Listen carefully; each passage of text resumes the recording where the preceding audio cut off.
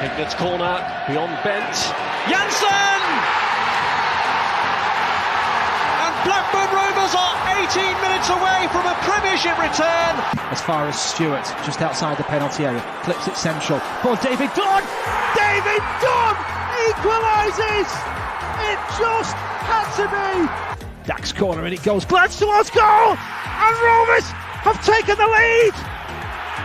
And Charlie Mulgrew has scored his 14th of the season. It may well be the goal that sends Rovers back into the Championship.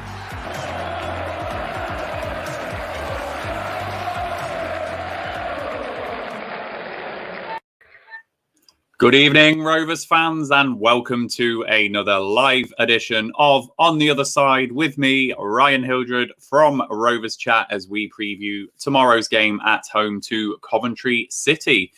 It was a fifth defeat in a row for Rovers last time out as this painful run of form continued, and we've now got a massive game tomorrow afternoon at home to Coventry as we somehow try and stop this slide before a tough run of fixtures in March.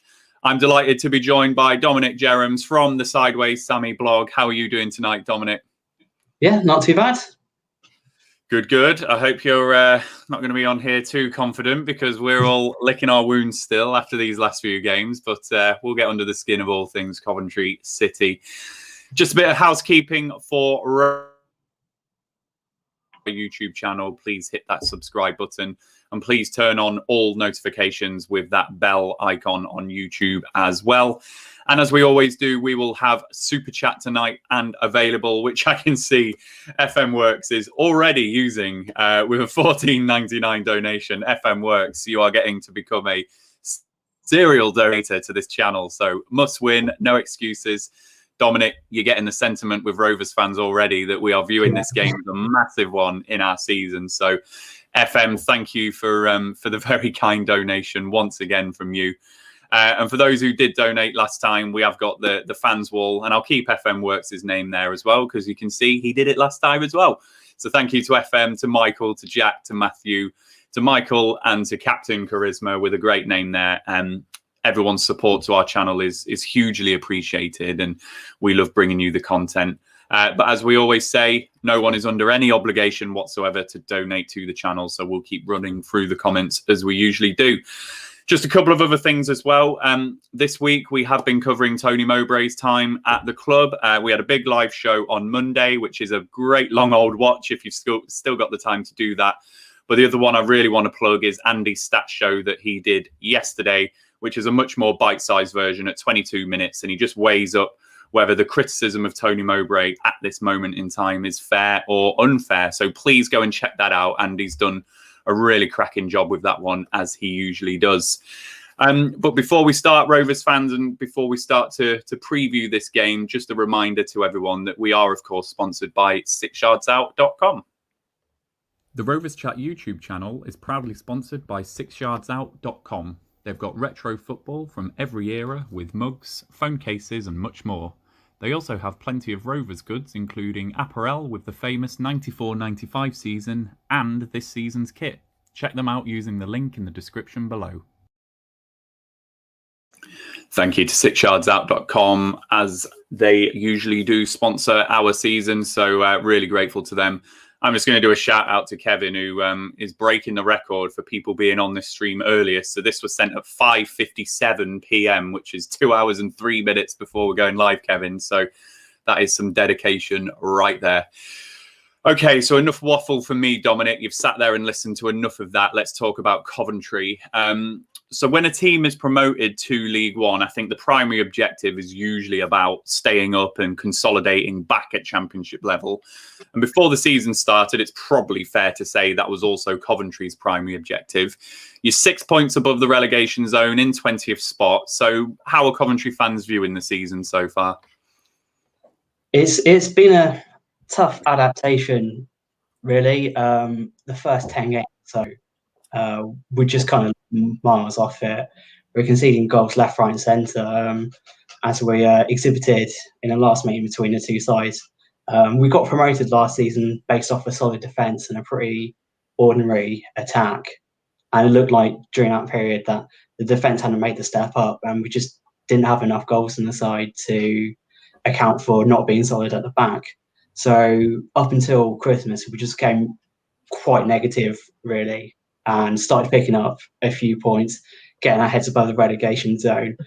And basically this period between Christmas and sort of this time is we're sort of trying to find our identity more in the Championship, where a few times we've sort of tried to play a bit more football. That's seen a few poor results and a few good results. And we're in a position now where we are 6 points above the relegation zone, but there are a few teams with games in hand below us. And it feels like we can feel those teams below us breathing down our neck. And it's sort of get back into the bunker kind of mode, just fight and scrap for everything, which was quite successful last week against Brentford, which is a much more improved performance. Because a few games before that, we looked like we just lost confidence completely. And hopefully he's coming back, and we've got a few players back from injury as well, which is helping a lot. Yeah, and even though you do find yourself down in 20th spot, you've mentioned one of them. There's been some really impressive results, I think, this season, and we've covered on our streams that we've not been able to beat many sides above us. So you've beaten Reading, you've beaten Cardiff, you've beaten Millwall, and you beat Brentford last week. So for me, from the outside, looking in at Coventry, it does look like you've got an exciting young squad there with some potential. So do those results that you've had this season show the potential that you've possibly got in this squad?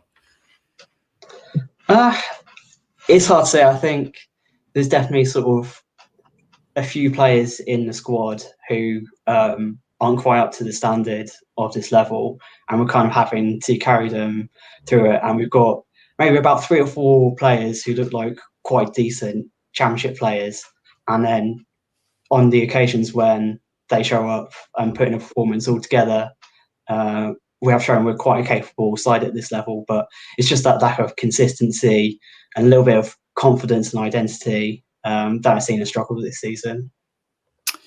Yeah, and in Mark Robins, you've got a manager there that has dispelled the myth about a manager returning to an old club. Like Mowbray at Rovers, he's coming up to his 4-year anniversary in charge at Coventry. That's on March the 6th.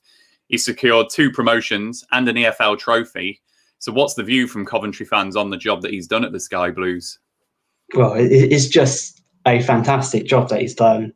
The first spell was pretty decent. We were struggling in League One. He just shot us up the league. And he kind of left under a bit of a cloud, really. Just there's a few off-field things going on, and went to Huddersfield. Didn't do great there. But when he came back, we were at such an especially low ebb. Just a really young team, lacking any kind of experience or quality at the bottom of League One. And we just looked completely doomed, not just to relegation from League One. It just looked like we were just stuck in this awful cycle of decline. But he's just brought a really professional and organised approach. We haven't been exactly a free-flowing or brilliant team to watch for much of Mark Robins' second spell at the club. But we've just been very resolute and organised, and we don't go on too many bad runs. It just seems to be great level professionalism in the way we do things, from the way we play to the way we go about recruiting players as well. It's been very few bad transfers over the past 4 years, and that makes a massive difference. Yeah, it does. Recruitment does make all the difference. It really does. And we got our fingers burnt when we got relegated from the Prem into the Championship with some shocking signings at that point. And I think we've been playing catch up ever since, really, for the last few years, and really rebuilding the squad that we've got now. I'll just dip into the comments before coming back to you, Dominic. Mark, I have absolutely got this on the list of questions to ask Dominic. So be prepared, Dominic. You've got questions on Mowbray and Venus to come. And Kevin, really appreciate your support since day one. And good that you were here nice and early, and everyone else as well who continues to support our channel. And then Ollie, evening chaps, I've had some good nights out in Coventry at the 𝐂𝐎𝐶 nightclub. Can't say I've been to that one, Ollie. Have you been to the 𝐂𝐎𝐶 nightclub, Dominic? I don't know if it's still open. Is it still open? I've never really lived in Coventry, to be honest. I lived in Rugby, which is sort of a town just outside, so never had too much reason to venture into 𝐂𝐶 nightclub. But I know after we got promoted from League Two, there was some good photos of the players having a good time out at the 𝐂𝐶 bar. Excellent. So we'll go back into the discussion then, Dominic, and we'll just look a little bit at Coventry stats away from home. If I just bring up this table here, the stats at the bottom of the table suggest that away from home, you are a side that does like to have a bit of possession and pass the ball about where you can. So what has been the approach away from home by Coventry this season?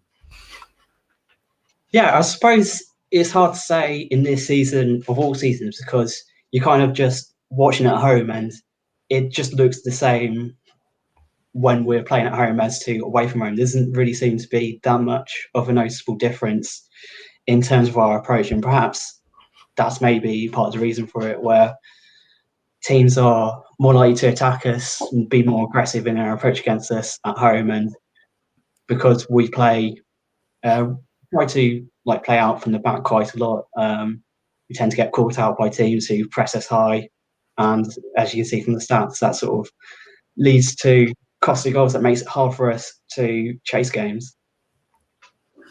Yeah, and the table also does show the real problem for Coventry this season, and that's the away form. It is just the 2 wins away from home this season, which is the joint lowest in the division, and the 10 points that you've gained is the joint second worst as well. So what's been happening away from home for Coventry this season, you know, particularly where the foundations with possession and passing appear to be there?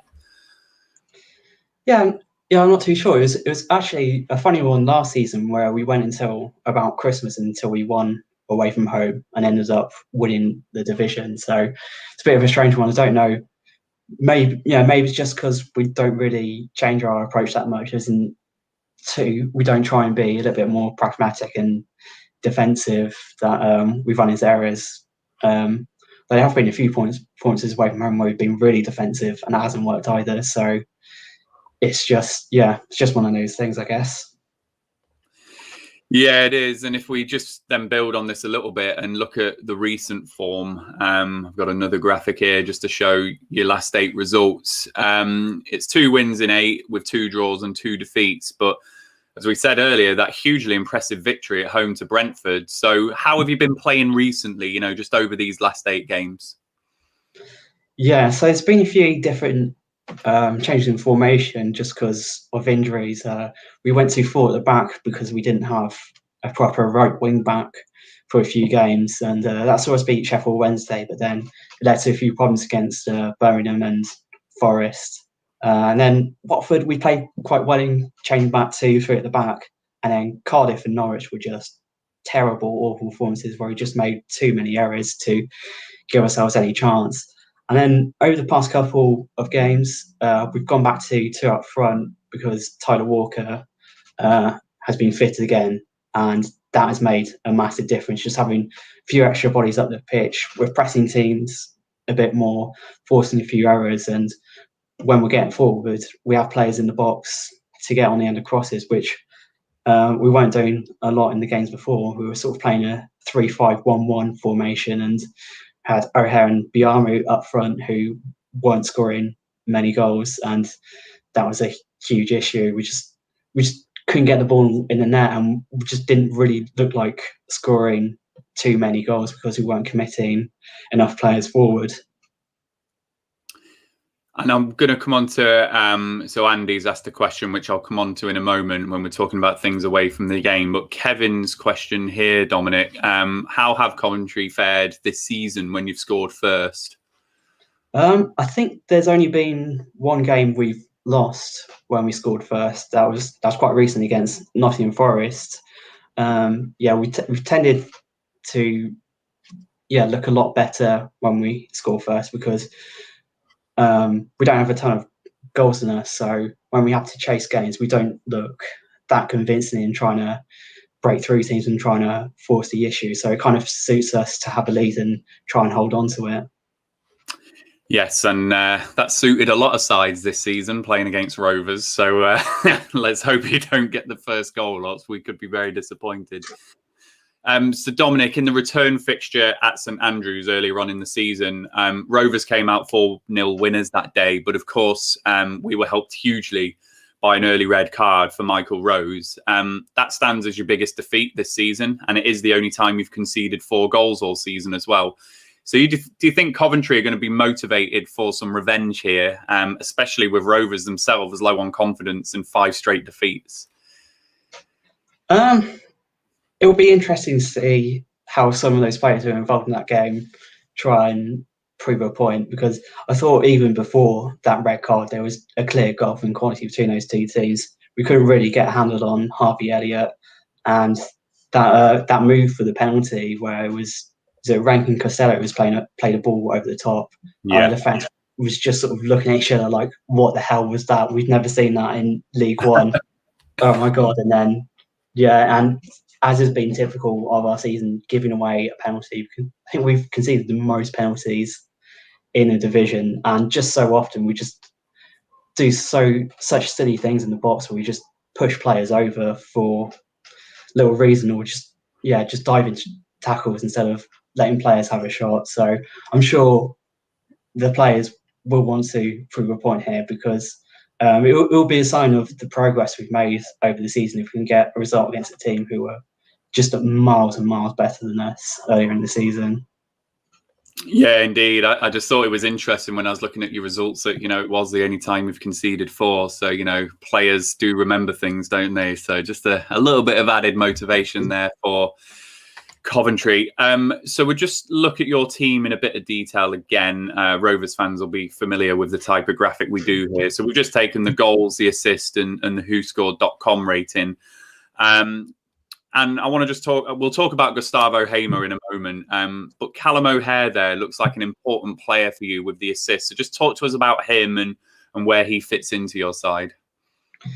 Yeah, he has become a really important player for us, because he's sort of the only sort of attacking midfielder we have who can break past opposition defenders and open the game up. He has been a very frustrating player to watch over the course of the season, where despite all the energy he puts into his game, he's absolutely relentless when he's on top form. He'll chase everything down and get his body between defenders. He wins tons and tons of free kicks just because he's so energetic, and perhaps goes down a little bit softly. But his use of the ball isn't as great as his movement and energy off the ball. And quite a lot of times it just seems like he makes the wrong decision in the final third. But over the past 10 or so games, that end product seems to have improved quite a lot. I think the first 2 assists he picked up this season was against Sheffield Wednesday. That was 8 games ago.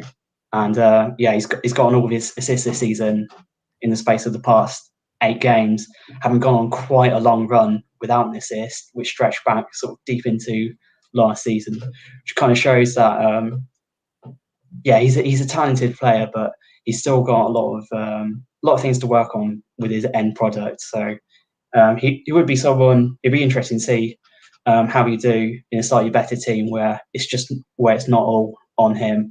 Yeah, because it feels like a few times we've put just a little bit too much burden on him, and he's not quite at the level to unlock defences on a regular basis in the Championship.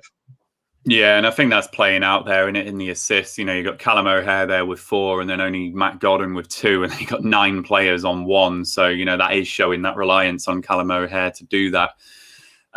David, you asked the question about what's your thoughts on Hamer's impact, and it's like you read my mind before tonight, because we've even prepared a little special graphic here for Gustavo Hamer. So, Dominic, let's just get rid of that comment there. I've picked out Hamer here as David has. He looks a hugely important player for you, and he's one that I see regularly getting plaudits on social media, and these stats on this just back it up, don't they? Leading goal scorer from a central midfielder position. What sort of player is he? Because he does seem to have a bit of everything, including 6 yellows and a red card as well, so he can put a tackle in as well. Yeah, I suppose, he is really that kind of midfielder who does absolutely everything. I remember at the start of the season, the 2 things that really stood out about him was, 1, his passing ability, his ability to open the game up with just fantastic, accurate passes, and just looking like someone who just wants to be on the ball, which makes a lot of difference, plays with a lot of character. But also there is that reckless side to his game, which he just looked like he was a walking red card for the first 5 or 6 games of the season, and then over the course of the campaign, he has toned it down massively. But there is still a lot of aggression in his game, and he's someone who's not scared to put his foot in, or he does have a habit of sort of leading into challenges with his upper body as well, which is quite strange to see, and often just sees him completely flatten opponents. And he can also get forward as well and score goals, which is again just another huge difference maker. And he add in his set piece delivery, which is a huge threat. So he's just got everything. He's another player who we're very reliant on to supply a bit of quality and inspiration, and just to drive the team forward. And it's been a bit of a shame lately, because over the past maybe 3 or 4 games, he hasn't been quite at his influential best. He's perhaps just picking up a little fatigue over the course of this crazy campaign. I think ideally, if we had anyone remotely near his quality, we might take him out the side for 2 or 3 games. But he is still someone who can do something in the blink of an eye, which can completely change a game. And that's what makes him absolutely essential. Yeah, it is. And I'm just looking at the comments here. So David is the sort of player who scores a header from 30 yards. Who was that? I remember seeing that on the highlights. Who was that against? It was against Watford. Yeah, it was Watford, wasn't it? That was hilarious, that one. And then Chris and Ollie simultaneously picking out Hamer versus Travis as a good battle in the centre of the park. So certainly if Travis can wind him up a little bit, we might be able to just get that temperament to boil over, because Travis does do the shithousery of football really well. So that could be one for Lewis Travis to do tomorrow. Before I come on to the side that you've predicted, Dominic, I'll just dip back into the questions again. Ollie asked one here. What did you think to Adam Armstrong when he was at Coventry? And any memories of one of his favourite players, Kevin Gallagher? I'm actually a bit too young to have seen Kevin Gallagher. So, going to have to put that one to the side. But Armstrong, he was just a fantastic player. I remember his debut where he signed on loan. He was just this kid who no one had heard much about. And I think in the week before, he played a pre-season game against Nuneaton or someone and hadn't looked that good. But he just snapped to life in that debut. He scored very early on. He just looked like a player on a completely different level to League One.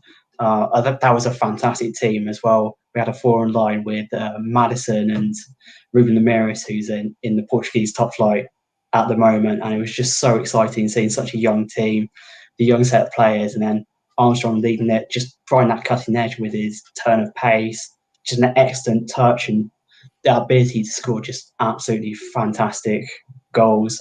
He was just absolutely killing defences when he was at his absolute peak during that season. Just an absolute joy to watch. One of those lone players who you just see instantly, you go, well, he's set for a big future in the game. Yeah, we've seen a few of those, and we've got one at the moment in Harvey Elliott. So it's hard not to fall in love with them a bit, isn't it? And just wish they were with your club for longer. But we've seen a lot of the stuff that you've said about Armstrong there, good goals, pacing behind and things like that. So, we're delighted to actually have him, of course. So Dominic, before we went live, I asked you for your predicted starting 11 for tomorrow. So do you just want to talk us through your side and talk about the players in form who might cause us some problems tomorrow? Yeah, so I'll start with the attack. So we've got 𝐕𝐈𝐃𝐄𝐎, who is our target man, who, he's quite a hard-working and physically competitive player. Doesn't have great finishing ability, but we've got Walker alongside him now, who can run in behind, is a decent enough finisher at this level, and that's just lifted the team a lot. And then you've got Callum O'Hare there. So when we're playing it a little bit longer into 𝐕𝐈𝐃𝐄𝐎 and Walker, who are actually quite good, each of them, at sort of challenging defenders and winning those first headers, O'Hare running onto those knockdowns is a big threat. He's just his energy levels and getting into that space between defence and midfield. I think that's going to be big area where we look to for inspiration. And then in midfield, Gustavo Hammer, we've talked about. We're hoping for a bit better form than we've seen from him in recent games, but he's someone who can really get us ticking over in possession. And then alongside him, Liam Kelly, who's made a massive difference whenever he's played this season. He's had a few injuries, but he's that experienced, physical central midfielder who just gives the team a little bit more of a platform to play on, and protecting the defence and getting the midfield to push up a little bit more. So he's a huge influence. Then at wing back, Da Costa and McCallum, they support attacks quite ably. Da Costa's been impressive with his delivery. He looks like someone who can pick out a player. He doesn't just hammer in crosses. He sort of takes his mind up before he puts his cross in. And then at the back, Hyam, McFadden and Ostergaard are capable of being quite a solid unit. Concern is they are rather slow, and up against Harvey Elliott and Adam Armstrong, that's a big risk, especially if we're trying to press Blackburn tomorrow, as has been successful for us, as it was against Brentford last week. So it's a bit of a risk and reward there. But McFadden, just great at winning headers. He's got a few mistakes in him, but when the ball's up in the air, he's generally the favourite to win it. And then Ostergaard has been a fantastic player to watch this season. Excellent on the ball, really good in the air as well. He's probably the quickest centre-back we have to. Does have a bit of a crazy streak in him. He can sometimes lead with his head over his brain, if that makes sense. But yeah, he can be a little rash at times, and that has caused furious. And in goal, Ben Wilson, who sort of come in as our first choice, having not played much in his career. He's done okay. He hasn't made too many mistakes, but he feels like a player we could probably improve upon next summer. And I look at Coventry's remaining fixtures, Dominic, and we were chatting about this just before we came live as well. And there are some winnable games in your remaining fixtures, especially in March. So, you're probably not viewing this game as big as Rovers are with how our season's gone. However, for a side like Coventry that has only won 2 games away, you don't get to play a side on the back of 5 defeats very often, do you? So do you think this is a game Coventry are really going to go for, particularly with our recent form? Yeah, I do think it's one of those games. I think when this run of fixtures was coming up, I think a lot of people were saying the 3 games we had beforehand, which were against, at the time, the top 3, and then having Blackburn and then Middlesbrough, we're kind of thinking we're going to do well to pick up 1 or 2 points from that run. We've picked up 3 points, and really in the situation we're in, any more points we can get over this game and the next one is going to boost our survival prospects a lot. So it's a good opportunity for us to get a win, which will make a lot of difference to our season. So I think there's strong motivation here for us to go into it with a positive mentality and try and recreate what we did so well last week against Brentford. Yeah, I can see nothing more than just Coventry going for this game, particularly if you are a side that likes to press already. If I'm Mark Robbins, I'm saying, right, just get in their faces. They've lost 5 in a row. The pitch isn't very good at the moment, etc., etc. I think, this is a game for me that Coventry can just view as a bit of a bonus game, really, accepting the fact that your away form's not been very good this season. It's probably the home form that's going to keep you up. This is one to go for, surely, for Coventry. So I think you're right. I can see you going with that positive attitude. So just a few questions that we had that I'll just come back to. So Andy asked, is there any progress being made towards getting the team back to the Ricoh Arena or in the city yet? Yeah, so there's been a lot of positive talk this week that maybe there is going to be an announcement soon that the club will be going back to the Ricoh Arena next season. It looks like the situation with COVID has sort of forced the hands of Wasps Rugby Club, who own the stadium, and that's probably helped talks quite a lot. Longer term, there is talk that the club's going to build a stadium just to the south of the city at the University of Warwick. We'll see if that actually happens. There's been a lot of talk from our owners that they're going to build a stadium, and hasn't come to fruition yet. So yeah, it still feels like the ultimate plan is to try and get the Ricoh Arena somehow, but things are looking positive that we'll be back in our city. Oh, it's got to happen. It's I think it's one of the worst things that can happen to your football club is when stuff like that happens and you haven't got your own stadium. And obviously it's helped this season. At least you've not had games to miss at your home stadium and you can't be there anyway. But still, you know, it's not nice, is it? So I hope you get back to your home stadium sooner rather than later. Dominic, before we go on to our score predictions, I have to talk to you about Tony Mowbray. He is under a lot of criticism from Rovers fans at the moment. How do Coventry fans remember his time at your club? I think I'm right in saying that you had a huge drop-off in form post-Christmas before he left, and then players out of contract as well. So just talk to us how you remember his time at the club. Yeah, it's such mixed feelings because the first 6 months or so, or it would have been 9 months because he came in just for that season, were just so good, and he had so many good players at the club. Just running through that team, you got players like John Fleck and James Maddison, Ryan Kent, Lemiris, Armstrong. We also had I was completely blanked. But yeah, it was just a really good, exciting young team that looked like it was going to cruise to promotion. Oh yeah, Joe Cole as well. That was an amazing piece of transfer business. I think the sort of player that, along with the young players like Tony Mowbray, seems like going for that sort of experienced player with a Premier League quality to them. And yeah, it was a really exciting time that season, and it was just absolutely mystifying. Over the course of the campaign, how we just let it slip.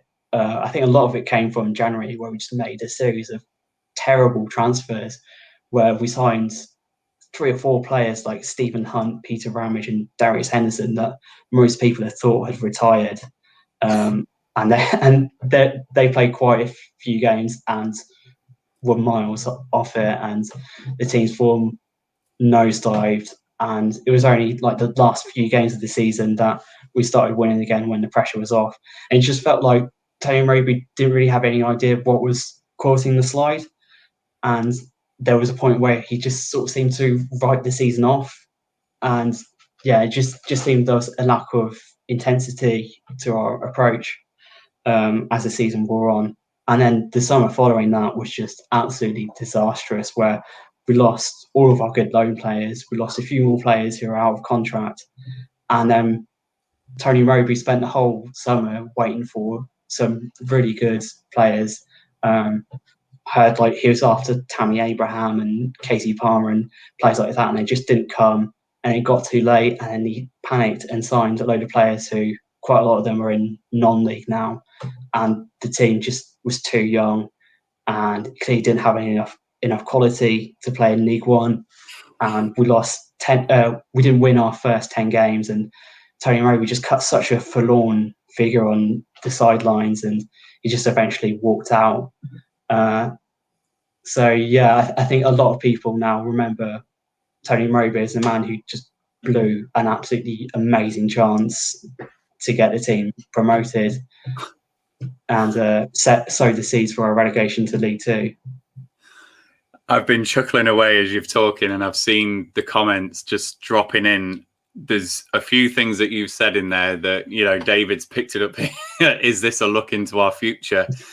So things like you said around the drop off in January, the writing the season off, the cutting a forlorn figure, signings wise, on the whole, he's done okay with his signings over this season. But I think the one I'm looking at the moment is we've ended up with an 18 and 19-year-old at centre-back. You know, maybe he could have gone for an experienced centre-back. So was there an element of strange signing there? But everything that you were saying there, I was chuckling as you were talking. And I'm just going to go through all these comments because sounds familiar.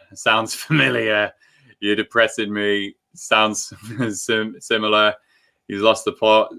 Sounds familiar. Sounds similar.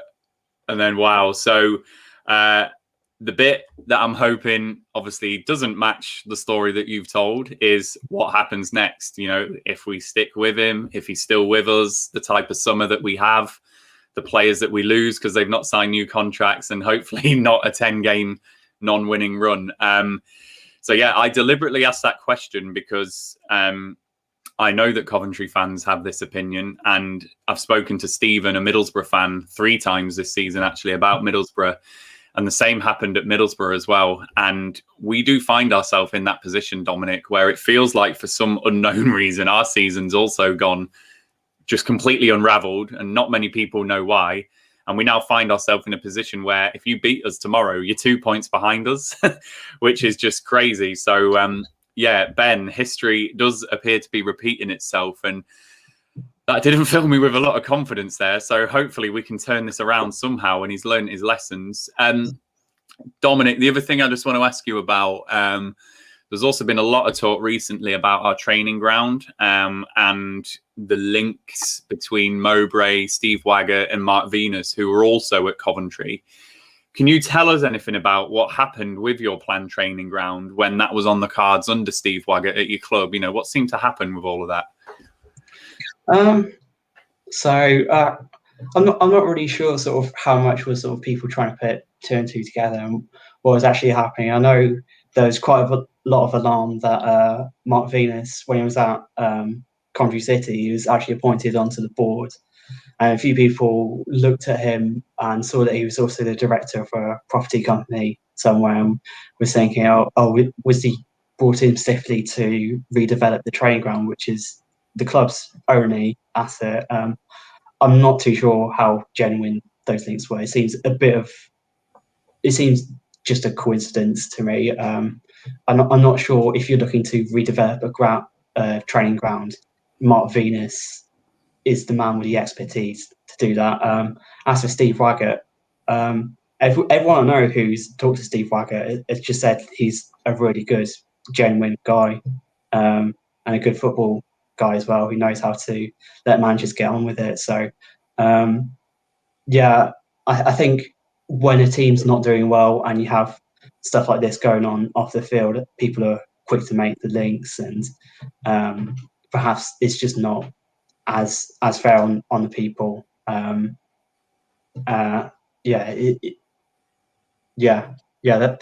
all I have to say, really. Sort of from my experience, they did generally quite a good job in sorting out a club that had looked like being on its way to League Two, and had a really good season following that.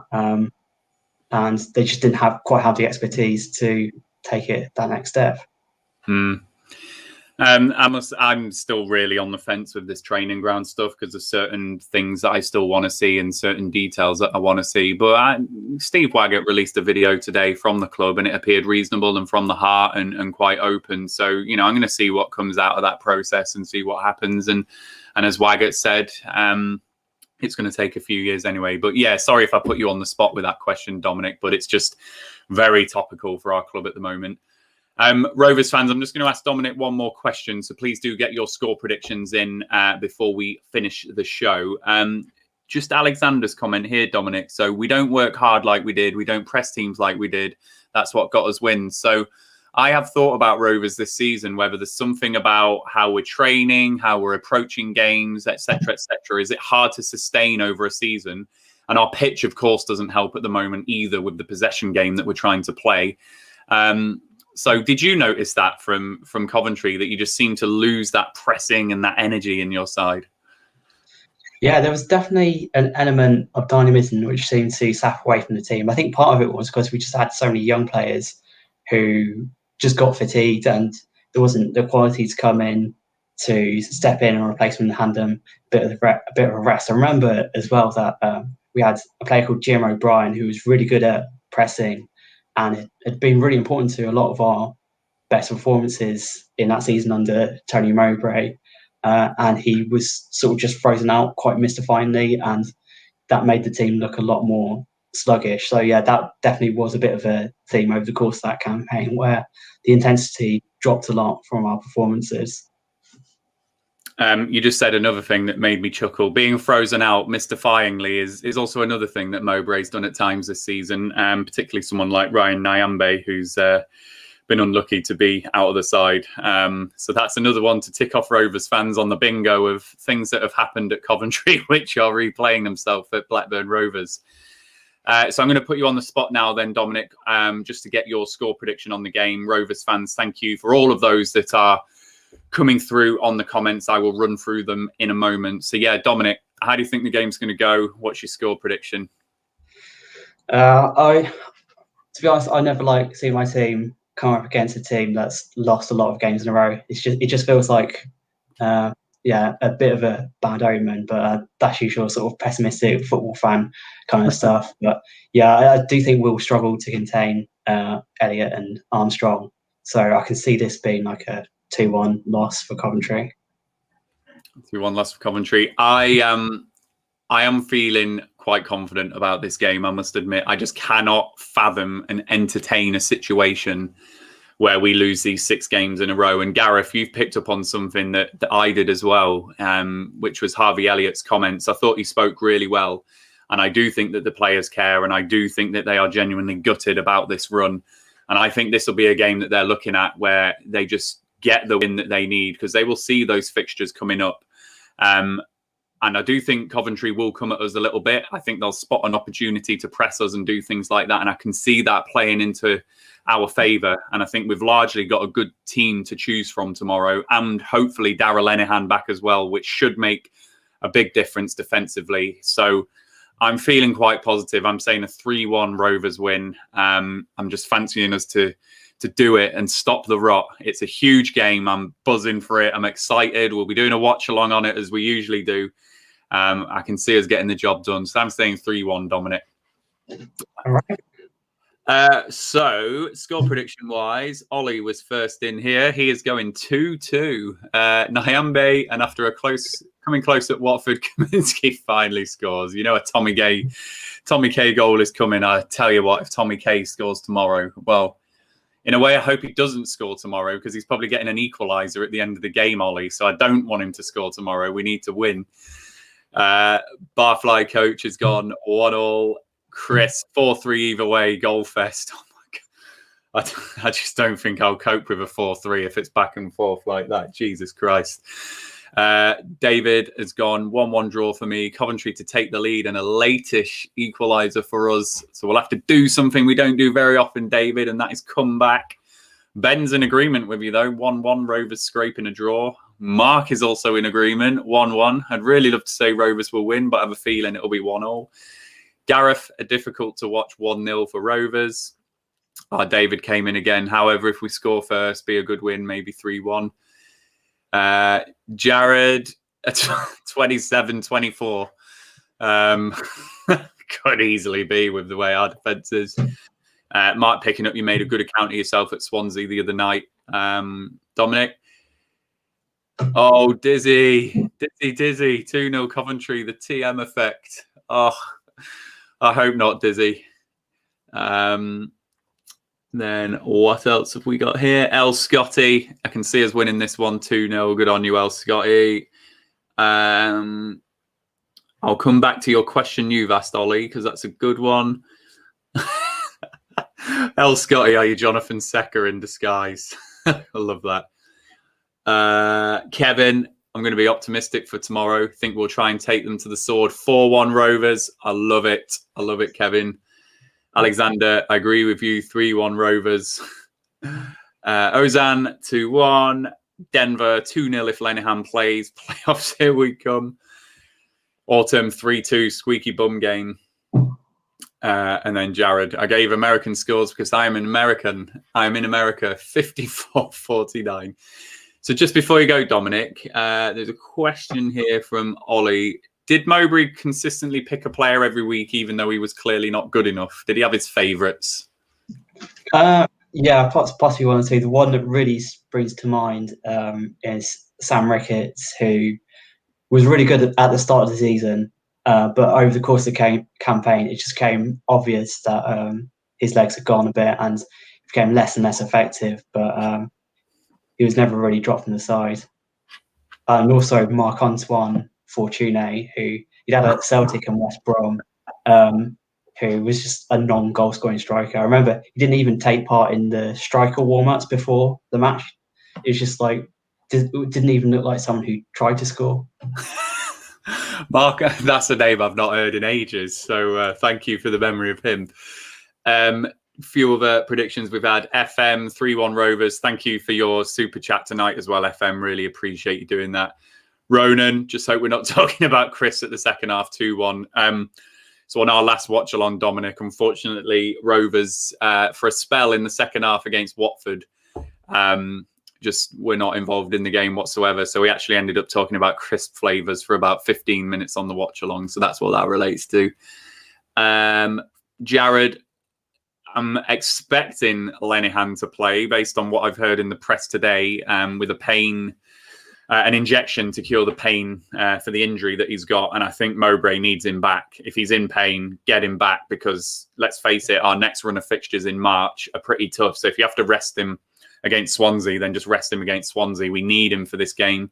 We need a leader. We need some organisation in that defence.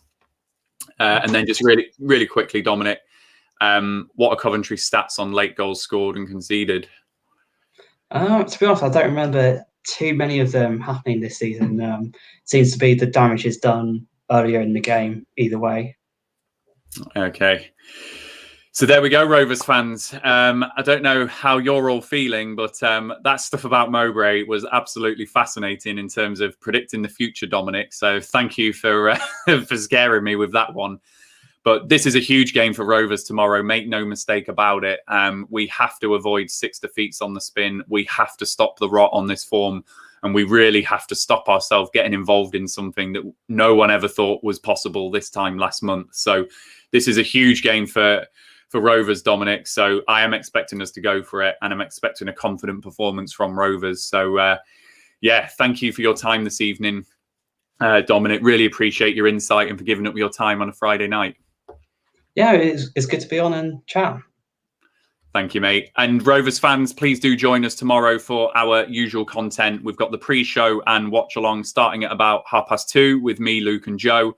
And then we'll be into the post-match live stream at about 5:15 with a panel of 4 to be confirmed at this moment in time, because after this, I'm going to confirm everyone's names. So join us for both shows tomorrow. If you're not subscribed to our channel, please hit that subscribe button and hit the bell notification button as well, so you get notification of all of our content and when it goes live. Please give this video a like and all of our other videos a like as well. Please go and check out Andy Watson's stat show about Tony Mowbray. It's very topical for what's going on at the moment. And it's a good bite-sized 22-minute video where he just weighs up all the criticisms and does it in the good fashion as he usually does. And if you're not following us on Twitter, we're rovers_chat on Twitter as well. Big shout out to FM Works for the super chat tonight. And hopefully we will see all of you tomorrow ready for the big one, the big match against Coventry. Sorry, Dominic, we're fired up for this one. We need to get the job done, plain and simple. So, yeah, Rovers fans, I will see you all tomorrow on the live shows. But for everyone else, we will leave you with the 6yardsout.com sponsor message. See you later. The Rovers Chat YouTube channel is proudly sponsored by 6yardsout.com. They've got retro football from every era with mugs, phone cases and much more. They also have plenty of Rovers goods, including apparel with the famous 94-95 season and this season's kit. Check them out using the link in the description below.